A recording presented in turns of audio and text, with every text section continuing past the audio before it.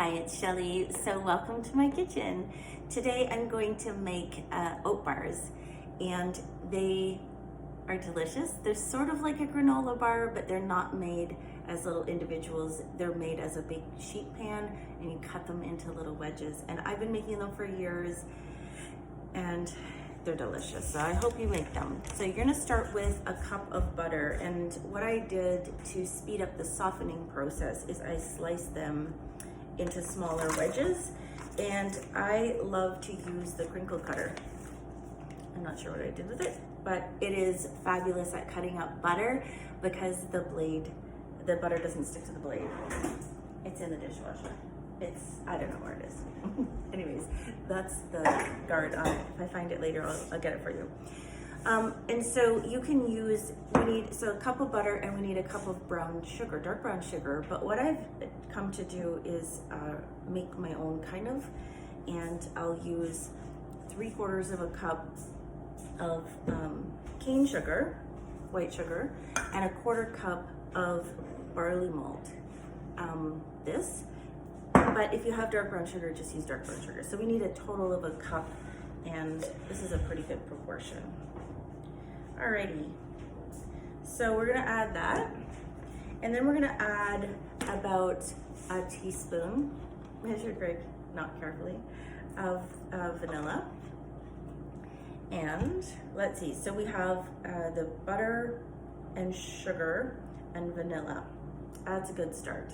And what I'm gonna do is I'm gonna use my Flex Plus just to mix this up. So we're just gonna go ahead and let this machine do the work. If you don't have a hand mixer, then you can put it in a stand mixer with a blade, like a paddle, or you can just use a wooden spoon.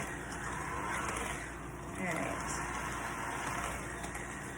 So this has, just if you're wondering what barley extract or barley malt, oops, time for a new battery.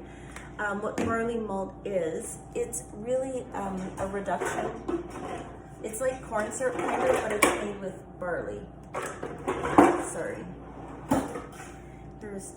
It comes with 2 batteries, and I have been using this one for a while. All right. It is made,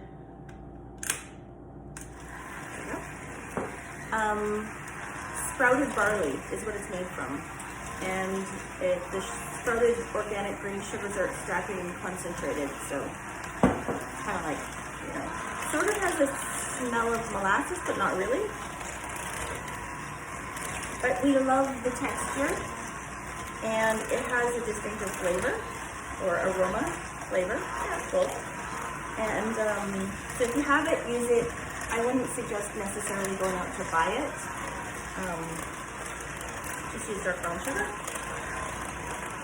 or if you want to, there you go. All right, so that's good enough. I forgot to get my pan out. All right, we'll just set that there. So what we're gonna add to this, now that we have it creamed, so remember there's no eggs in this recipe, so it's just butter and brown sugar. And then we're going to make a little mixture with flour, so 1/2 cup of flour, and we really don't need gluten in this, so if you are gluten intolerant, then you could use an alternative flour. A 1/4 teaspoon of salt and a 1/4 teaspoon of baking soda. There we go. We'll whisk this together. I do recommend taking the time to do this little step because I've made them before, and we got like a chunk of soda because it wasn't mixed properly, and that's a nasty flavor. So what we're gonna do is just stir that together and then dump this in, and we're gonna add 3.5 cups of large flake oats. So these are old-fashioned, they are less processed, and they have more oomph, flavor, fiber, protein in them, and so why not? All right, a cup of, man, I can't talk today. A cup of chocolate chips. And then we are going to, I toasted these. So I toasted the walnuts in the air fryer basket, and it takes about 8 minutes. And the flavor difference is so worth it. So we'll just set that aside. Sorry for the jolt. It's just, it smells amazing. It just is so worth the extra time. So if you're doing it, sorry, do it in the oven if you don't have an air fryer, but if you have the air fryer with the basket, it sure is an easy, quick way to do it. I think I have a little bit more than a cup. It was a generous cup. So we'll throw these all in here. And then that basket will just go in the dishwasher. And, oh, I made a nice mess on the counter. So the food chopper, sorry about that, is my go-to for nuts, chopping nuts. So you can see what that looks like. So I have all the stuff in the bottom, and then I have the oats and the flour. And I'm gonna try and use this. It's really putting it to a lot of work. And you know, if you just do it by hand, mix it by hand, it's a little, you know, it's kind of nice to have this do some of the work, but it does get kind of gummy in here. So it gets kind of stuck in there.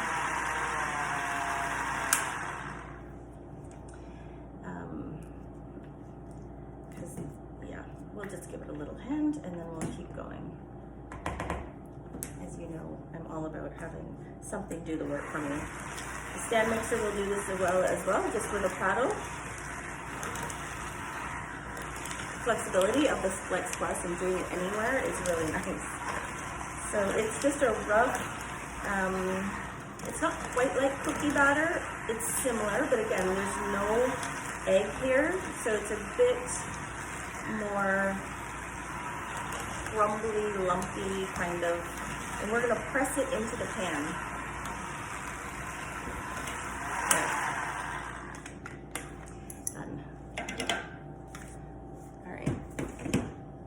So that's what it looks like. And here's the critical step. I'm just gonna grab my large bar pan. I'll explain to you. The thing about this is that it won't burn, but it will brown beautifully. I don't know. You just aren't gonna burn it. And I always do recommend, if you have one, use your stone bar pan. So we'll scrape this out, and you just really need to press it. I'll show you how I do it.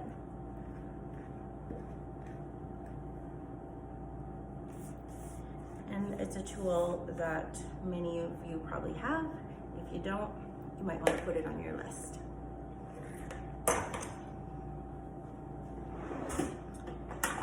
So this is our handy scraper, and essentially I'm just going to use it to kind of push it around and evenly distribute it in the pan here. You can see it's really quite buttery and moist. You wouldn't want to do this with your hands because it would be really sticky and stick to you. But when you kind of just disperse this using the back of it and press it, it makes the job easy. And again, because you can use the, it's good to show you. Let me see if I can move the camera. Now you can see it better. All right.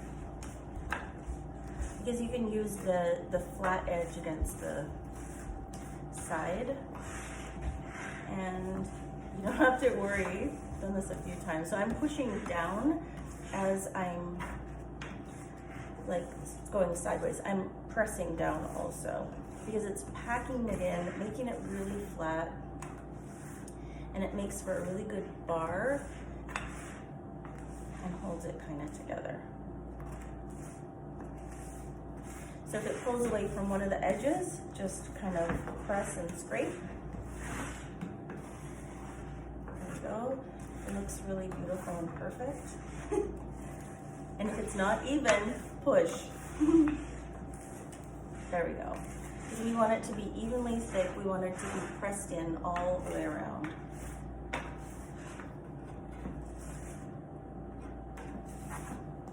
There we go. That's what it looks like now when it's gonna go in the oven. And you're gonna bake it low, like at 300 for about 20 minutes. But bake it longer. I actually have some in the oven. So let me show you what they look like when they're done. I hope I timed it. Yeah, I did actually. Okay. Whoa. Okay, this is gonna go in the oven.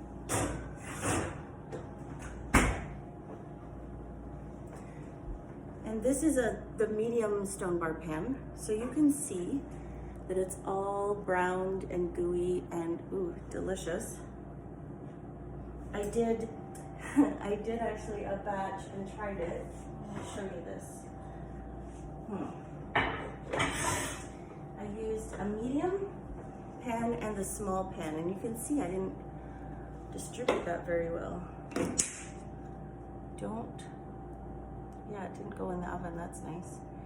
So while it's still warm, those sugars, I can still disperse, like I can get it off the edge.